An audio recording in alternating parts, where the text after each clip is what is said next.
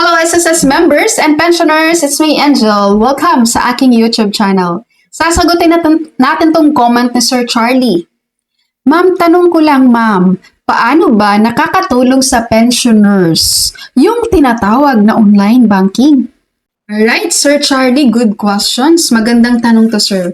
So dito sa video na ito, pag-usapan natin yan, paano nakakatulong sa inyong mga pensioners yan kung meron kayong online banking. Okay. Ganito kasi guys, for example, ikaw ay pensioner, no? At expected mo ang iyong pension with SSS, papasok yan first day of the month. So sa first day pa lang of the month, hindi mo kailangan pang pumunta agad sa mga ATM machine para mag-check kung pumasok na ba ang iyong pension with SSS. Dahil kapag meron kang banking online account, meron kang online account sa iyong bank, sa bahay ka lang, matche-check mo na yun, maglalagin ka lang sa iyong bank account. Pumasok na ba yung pension ko? Ay, hindi pa. Pumasok na ba yung pension ko? Ay, pumasok na. Tsaka ka pupunta ngayon sa mga ATM machine. Dahil ang dami sa ating mga pensioners, guys, na hindi makapaghintay, no? Sorry po. Pero totoo yun, di ba? Hindi makapaghintay na matapos muna yung buong araw, kahit kinabukasan na pumunta sa mga ATM machine para mag-withdraw. Yung iba, umaga pa lang, pupunta na yan. Ta-travel na yan, pupunta na yan sa mga ATM machine para mag-inquire kung may laman na ang kanilang mga ATM. Pag walang laman, uuwi sa bahay. Pagdating ng tanghali, aalis na naman, pupunta na naman sa ATM machine para mag-check. So kapag meron kang online banking account, maiiwasan mo yan pabalik-balik ka sa mga ATM machine para lang mag-inquire kung pumasok na yung pera mo. Nagigets? Diba ang ganda naman, maganda talaga guys na merong banking online account.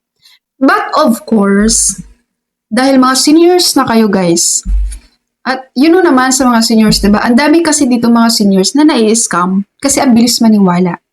Kapag meron kang online banking account, you have to make sure guys, ipatupad mo talaga yan sa sarili mo na hindi ka magpapaloko.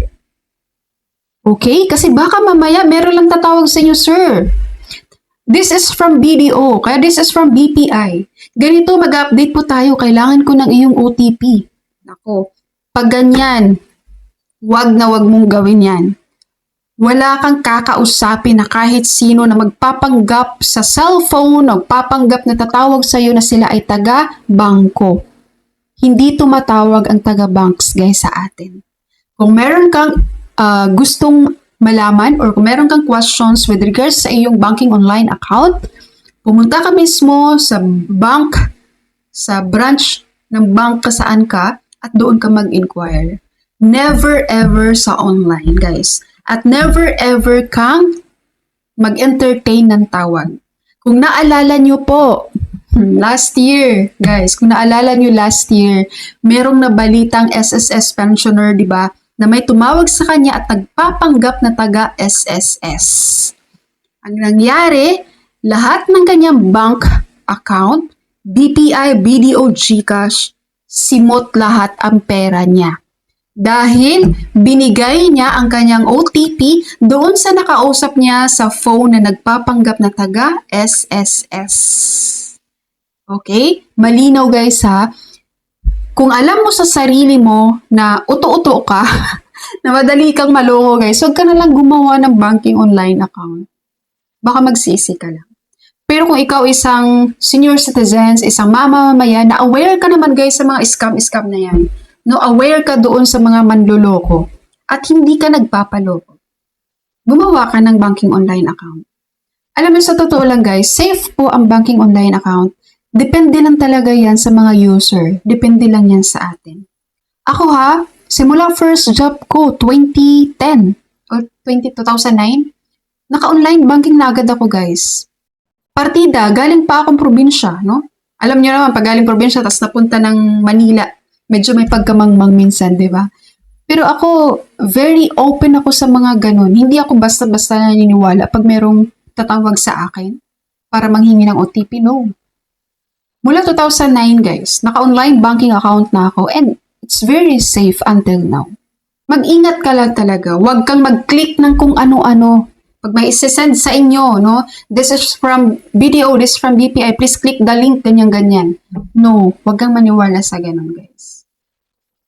anything na na-receive mo through text na may binibigay na link, wag na wag mong i-click yun at wag na wag kang mag-filled out doon para maiwas ka sa mga scam. Alright po, ako na-recommend ko yun guys ha, online banking account. Pero yun nga, sabi ko sa inyo guys, kung uto-uto kayo, mabilis kayong magpaloko, dito pa nga lang sa YouTube, nagpapaloko na nga kayo doon sa mga gumagawa ng fake news na may increase na ganito, magbibigay ng ayuda ng ganyan. Di ba? Bilis yung maniwala. Kung ganun kayo, huwag kayong gumawa ng banking online account. So, yung banking online account, para lang yun sa mga taong aware at hindi madaling magpaloko. Okay? SSS members and pensioners, Sir Charlie, thank you po sa iyong comment, sir. For me, maganda po itong topic na ito. Alright, so that's all for my video for today. Thank you so much for watching, everyone. God bless you all.